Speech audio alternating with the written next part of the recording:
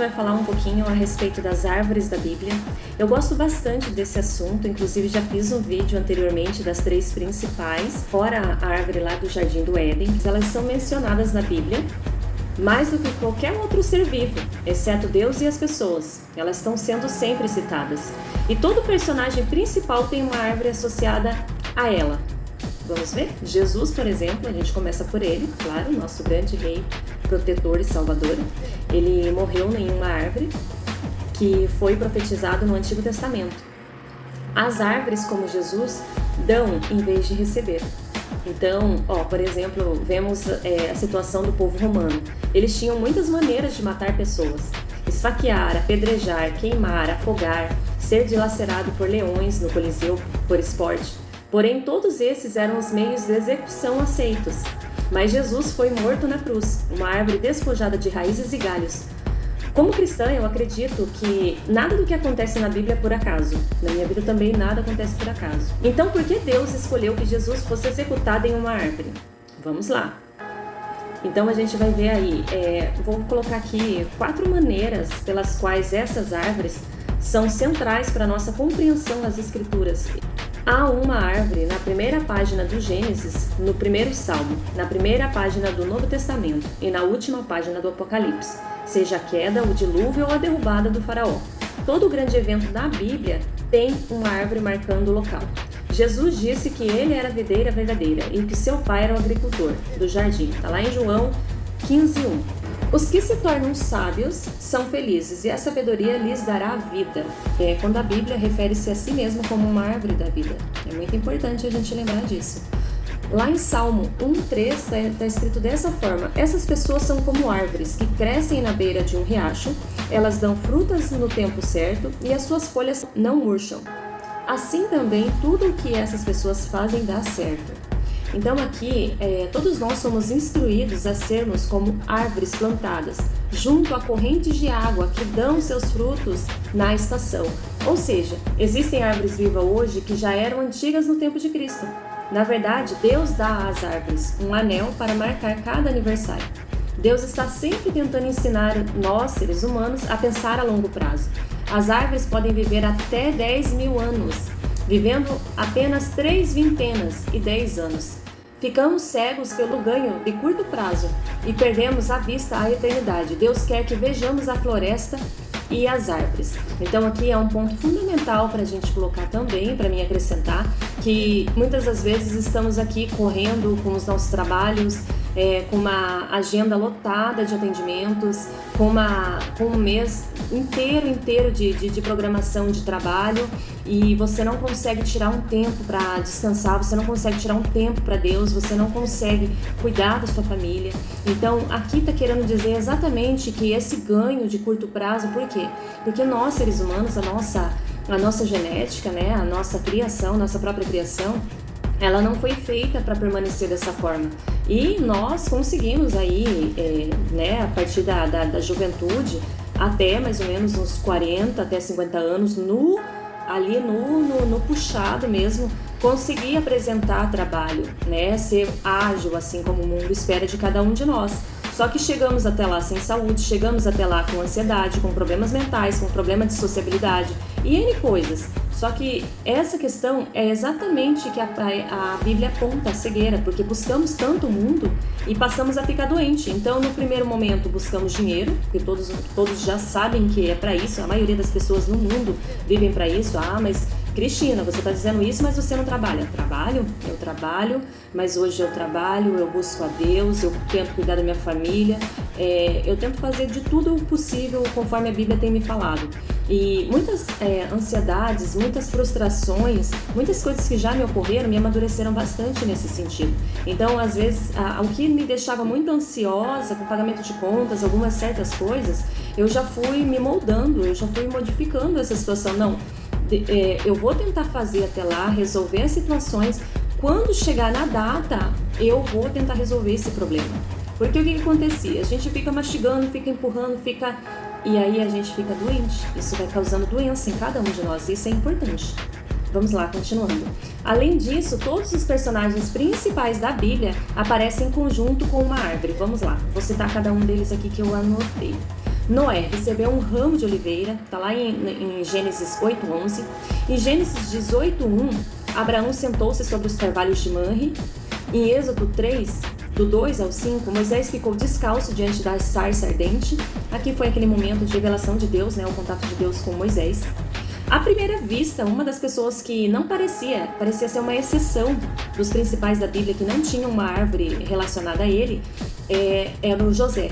Mas a Bíblia diz que José é simplesmente uma árvore, está lá em Gênesis 49:22. Uau! O mesmo padrão é verdadeiro no Novo Testamento. Lá em Lucas 19, do 1 ao 4, Zaqueu subiu na figueira sicômora. Em Marcos 8:24, o cego via as pessoas como se fossem árvores andando. Em Lucas 22:39, os discípulos se reuniram no Monte das Oliveiras. Romanos 1:20, o apóstolo Paulo afirma que se a gente for passear na floresta, a gente não precisa ter desculpa para conhecer a Deus. Olha só, que lindo, que fantástico. Em Romanos também traz uma outra passagem, capítulo 11, versículo dos 17 a 18, que Paulo ele também escreve a todos nós cristãos que nós somos como galhos enchartados no tronco da árvore de Israel, com raízes que nos ajudam a permanecer firmes e não importa quais problemas surjam em nosso caminho. Olha só, muito bonito, né? Muito bonito. E lembrando também, né, que no Antigo Testamento foi profetizado que Jesus ia ser crucificado.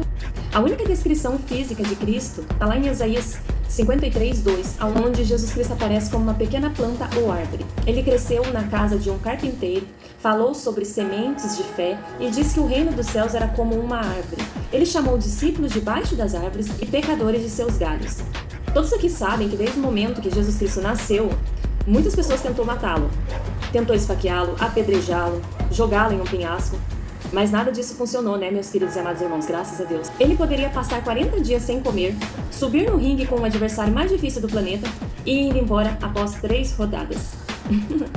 É o momento que ele foi pro deserto, né? Aqui eu faço uma similaridade inquestionável e interessante, né?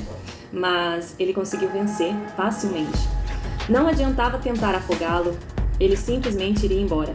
Não, a única coisa que poderia matar Jesus era uma árvore. Por quê? Porque aquele que morre em uma árvore é amaldiçoado, não aquele que foi esfaqueado, apedrejado ou faminto. Está lá em Deuteronômios 21:23. Mas, em suma, Jesus morreu em uma árvore para que nós não precisássemos. Está lá em Gálatas 3:13.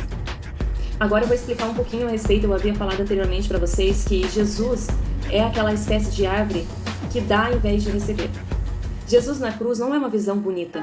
Então por que Deus usou uma árvore? Eu acho que uma das razões é que Jesus nunca recebia, ele só dava. Ele nunca teve uma casa e o único animal que montou foi emprestado. Ele poderia ter se vestido como o rei Salomão, mas é registrado que ele possuía apenas um casaco. De muitas maneiras, as árvores são como Jesus. Elas dão e continuam dando. Dão vida e beleza, dão sombra e descanso, elas limpam o ar, retêm a erosão, oferecem abrigo, comida, proteção. A pior coisa possível para usar uma árvore é matar alguém. Um crucifixo é uma imagem do quão baixo a humanidade pode afundar e o quão longe Deus irá para nos resgatar. O simbolismo da árvore. 3 dias depois que Jesus foi crucificado e sepultado, Maria Madalena foi ao túmulo para prestar suas homenagens. O túmulo estava vazio, com os olhos ardendo de tanto chorar por dias, Maria virou-se e viu Jesus. Mas ela não o reconheceu como Jesus. Ela pensou que ele era o jardineiro. Está lá em João 20, do 14 ao 16. Contudo, ali em Romanos 5, do 12 a 18, nos deixa um questionamento.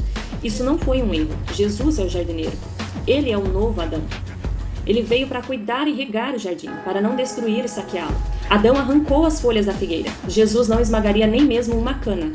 Vocês podem ler lá o texto de aprofundamento em Isaías 42:3. Então, o símbolo de Jesus, ele é levantado em uma árvore que é o único que a Bíblia oferece como uma porta para o eterno. Como Jesus disse, e eu, quando for levantado da terra, todos atrairei a mim. Em João 12:32. Através da morte do Messias, nos é oferecida a vida, através do seu sacrifício. Nosso pecado é perdoado. Nada disso funciona sem uma árvore. Então aqui eu vou finalizar com alguns versículos da Bíblia. Eu, Jesus, sou a videira verdadeira e o meu pai é o agricultor. Está lá em João 15:1. Ela, a sabedoria. é a árvore da vida para os que dela se apoderam. Os que a retiverem serão abençoados. Está lá em Provérbios 3,18. Ele cresceu diante dele como um rebento tenro e como uma raiz de uma terra seca. Ele não tinha beleza ou majestade para nos atrair a ele, nada em sua aparência para que os desejássemos. Isaías 53:2. Cristo nos resgatou da maldição da lei, fazendo-se maldição por nós, porque está escrito: maldito todo aquele que for pendurado no madeiro. Está lá em Gálatas 3:13. E é isso, pessoal. É muito importante focarmos a nossa fé em Jesus Cristo e buscarmos discernimento bíblico. Cada um de nós precisamos não só escutar o obreiro, o pastor, o padre, seja quem for que esteja ministrando a palavra de Deus dentro da sua igreja, levar a palavra para você. Você também precisa ter uma intimidade com Deus, abrir a palavra, ler a palavra de Deus, compreender, não só ler, mas viver a sua palavra. Então, no momento que dizemos viver a sua palavra, não é somente a gente só ler letras e desconsiderar, senão assim seria fácil, é igual os escribas, os fariseus.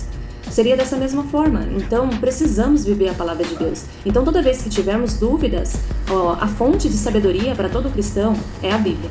Lembre-se disso. E todos nós somos árvores. Por que será que muitas das vezes a melhor terapia não é um psicólogo? A melhor terapia é buscar a intimidade com Deus e buscar a presença dele, do próprio Jesus Cristo, em um meio cheio de árvores, onde tem os cantos dos passarinhos e onde a gente consegue escutar cachoeiras.